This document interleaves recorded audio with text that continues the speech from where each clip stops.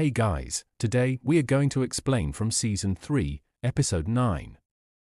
We've already covered all the previous episodes. The episode starts with Ellis and his father, Boyd, searching for Fatima in the woods. She has gone missing, and they are desperately trying to find her, but there's no sign of her anywhere. Suddenly, Boyd starts feeling intense pain in his hands and legs, making it difficult for him to walk.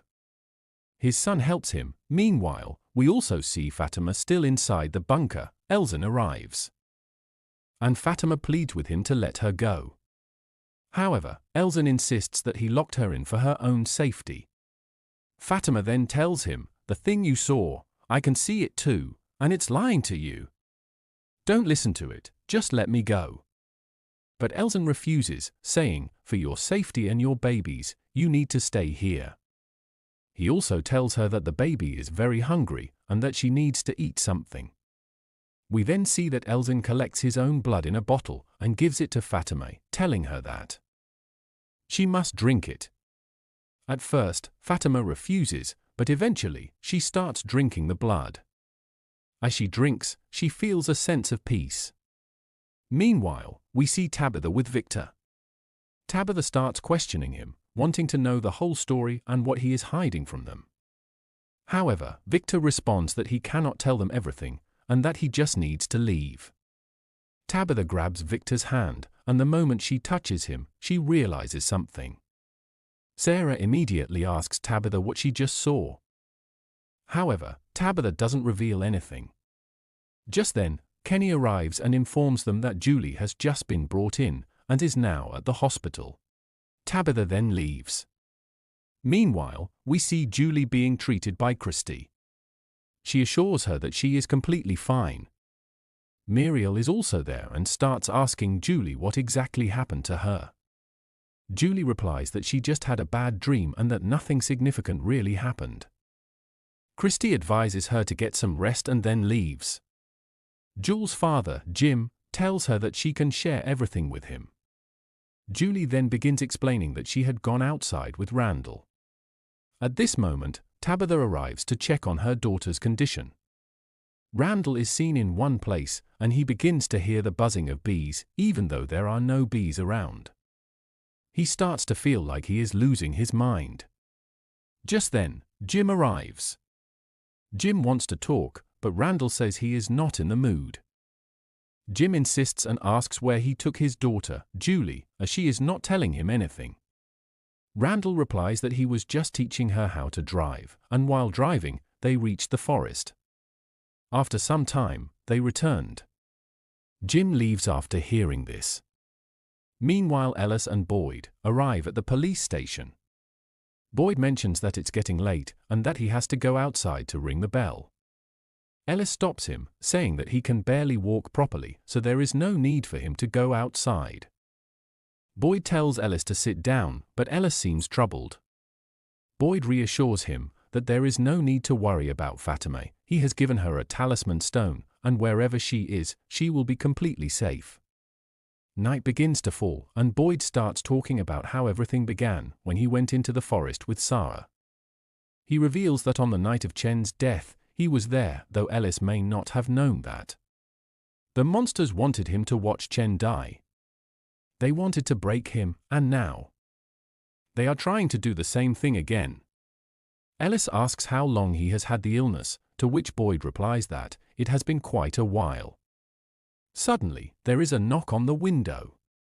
A monster appears and starts provoking Boyd. Boyd pulls out his gun and threatens to shoot them all.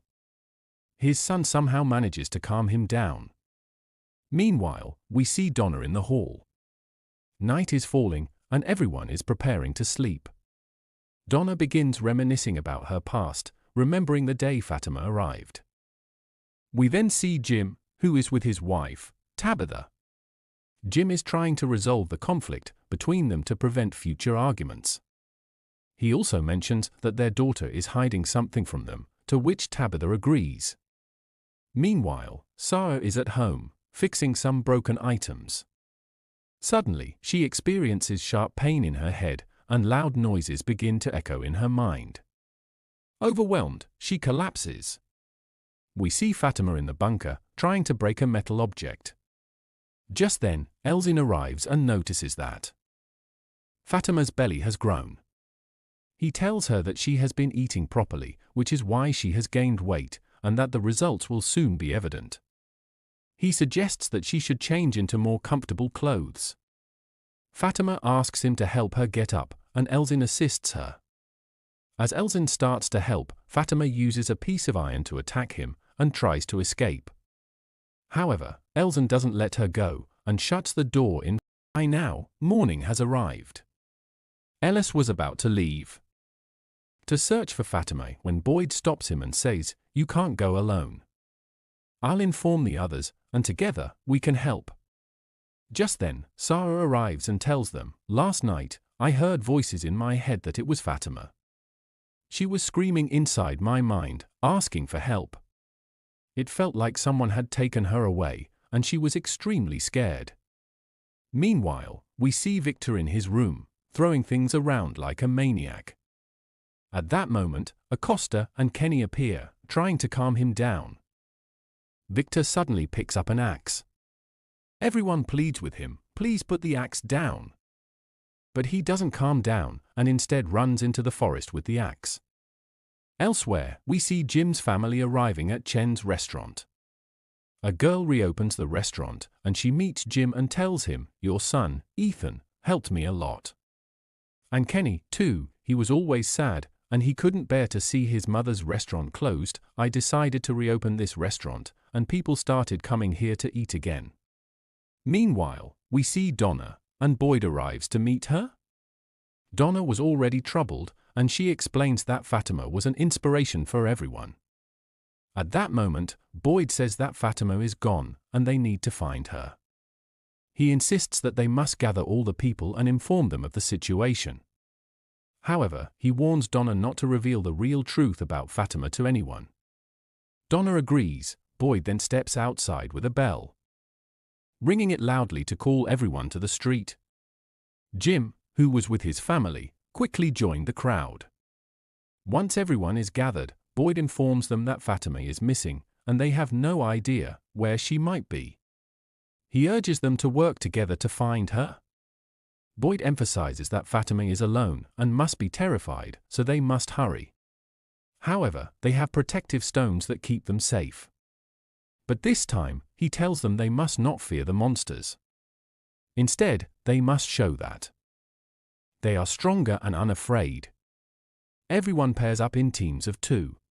Boyd tells his son that everyone has many questions in their minds, but the most important thing right now is to find Fatima. Just then, Elsin arrives near Ellis. Elsin expresses his sympathy, saying that he understands Ellis's pain of losing someone, and that he will help in the search for Fatima. We see Fatima still at the same place, suddenly clutching her stomach in pain, and collapsing to the ground. As she falls, she notices a hook in the ground, and begins to dig around it. She soon realizes that it is actually a door hidden beneath the dirt. Determined, she starts removing the soil to uncover it, but her attempts to open the lid repeatedly fail. Meanwhile, we see Donna and Acosta in the woods, searching for Fatima. Acosta turns to Donna and asks what she knows about Sarah. How Sarah is connected to this place. She even speculates whether Sarah might be the one who killed Tilly. However, Donna firmly says that Sarah would never do such a thing. Acosta, still doubtful, Donna dismisses the argument.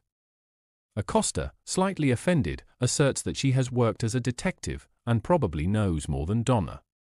But Donna says it's not time to argue, it's time to find Fatima. We see Boyd with Kenny looking for Fatima. Boyd suddenly turns to Kenny and says, "I need to have an important conversation with you. People are disappearing and dying in this place. There's something I need to tell you."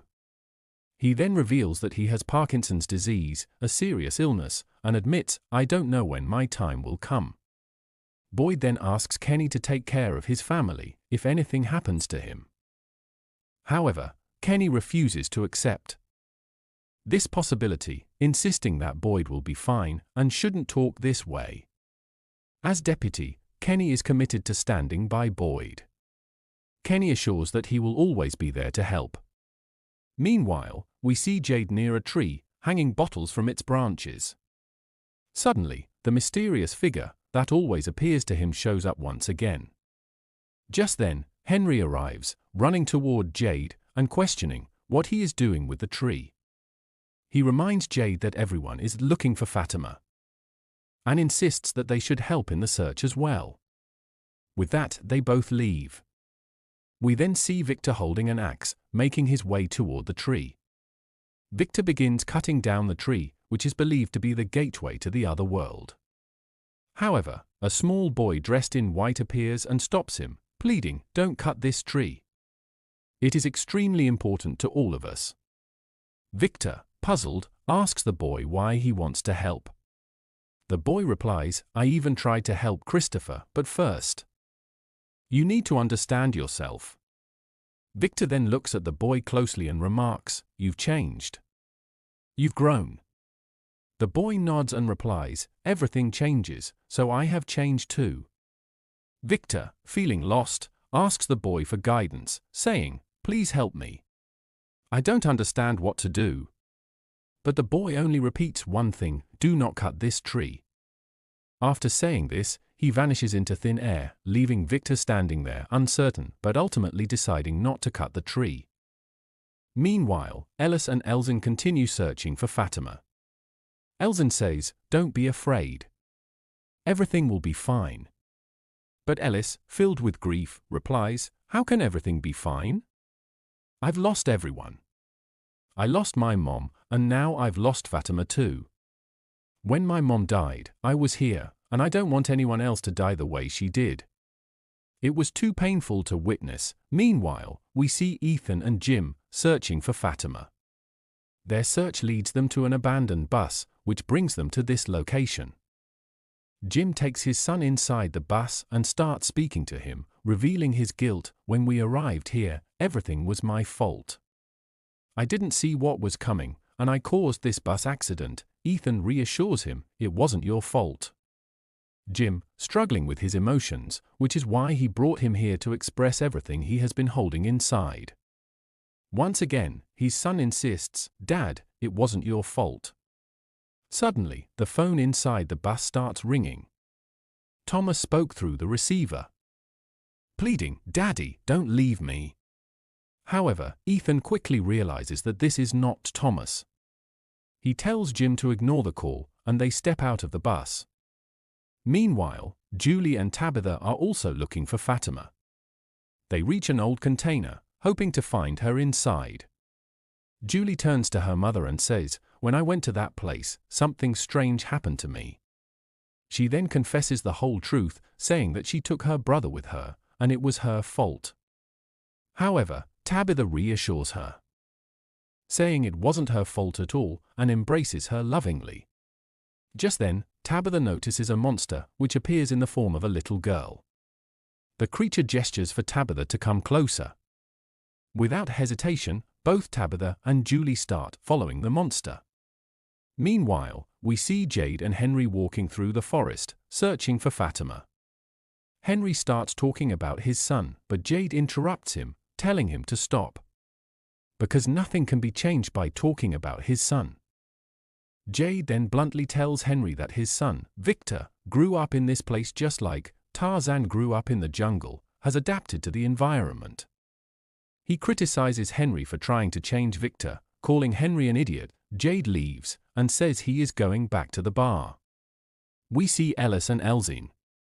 Elzin says he feels bad about losing his mother. Ellis, however, tells him to be quiet. Elzin remembers seeing someone in his dream and strongly believes that everything happening in this place has a deeper reason, perhaps even connected to Fatima's disappearance. There is a reason behind everything, maybe her baby can help them somehow. However, Alice shows no interest in Elzin's words and continues to search for Fatima. Meanwhile, Fatima is still trying to open the lid when she suddenly sees a sinister spirit in the form of a girl. Terrified, Fatima screams, but the spirit gestures for her to remain calm. Meanwhile, we see Julie and Tabitha following a monster, which leads them to the place where Fatima is being held. Tabitha enters the bunker and finds Victor already there. Victor begins to speak, saying this is the same place where they once hid. He recalls how his mother, Miranda, abandoned him here and left. Overwhelmed with emotion, Victor breaks down in tears. Tabitha embraces him, trying to comfort him. Suddenly Tabitha sees some vision. She sees Miranda running toward a tree after leaving her 2 children alone in the bunker. However, she never made it inside the tree. Before she could reach it, a monster attacked and killed her. This revelation shocks Tabitha. Seeing her distressed, Julie tries to console her mother. There is also a possibility that Miranda has been reborn as Tabitha, or perhaps Tabitha is actually Victor's sister. With this lingering mystery, the episode comes to an end. I'll be back with the final episode's explanation soon. Thanks for watching.